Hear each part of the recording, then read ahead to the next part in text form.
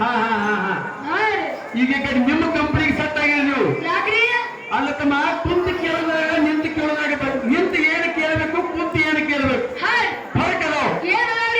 ಇವು ನಾಟಕ ಅಂತ ಇಂತ ಕುಣಿಯೋದು ಏನಿರ್ತಾವಲ್ಲ, ಅಲ್ಲಿ ದಾರು ಕುಡ್ದವ್ರು ಹಂಗ ಹಿಂಗ ಏನೇನು ಮೇಯಾಗ ಬರೋರ್ದು ಇರ್ತಾರ. ಅಲ್ಲಿ ಪುತ್ರ ಎಲ್ಲ ತುಳಿದಾಡಿ ಅಂತ ಹೇಳಿ ಆ ಕಡೆಗೆ ನಿಂತು ಭಜನಾ ಕೇಳ್ತಿರ್ತಾರ. ಇದು ಭಜನಾ ಅಂದ್ರೆ ಹೆಂಗದತ್ತಮ್ಮ, ಪ್ರವಚನ ಭಜನಾ ಅಂದ್ರೆ ಇದು ಅಧ್ಯಾತ್ಮ. ಇದು ಕುಂತ ಕೇಳ್ಬೇಕು. ಯಾಕೆ ಕುಂತ ಕೇಳ್ಬೇಕಂತ ಕೇಳಿದ್ರೆ, ಕುಂತ ಕೇಳೋದ್ರಿಂದ ಏನು ಲಾಭ ಆಗ್ತದಂತ ಕೇಳಿದ್ರೆ ಮನಸ್ಸ ಏಕಾಗ್ರ ಚಿತ್ತ ಇರ್ತದ. ಈಗ ಒಂದು ಉದಾಹರಣೆ, ಒಂದು ಚೂಜಿ ಒಳಗೆ ದಾರ ಪೋಣಿಸ್ಬೇಕಾದ್ರೆ ಎಡಗೈಯಾಗ ಹಿಡಿದು ಚೂಜಿ ಅಡಗೇರಿಸೋದು, ಬಲಗೈಲಿ ದಾರ ಪೋಣಿಸೋದ್ರಿಂದ ದಾರ ಪೋಣಿಸಂಗಿಲ್ಲ. ಒಂದು ಕೈಯಾಗ ಗಚ್ಚಿ ಚೂಜಿ ಹಿಡಿದಾಗ ದಾರ ಪೋಣಿಸ್ಲಾಕ್ ಬರ್ತದೆ. ಹಂಗ ನಿಂತ್ಕೊಂಡು ಆ ಕಡೆ ಹೋದ್ರೆ ಭಜನಾ ಕೇಳಿಸಂಗಿಲ್ಲ.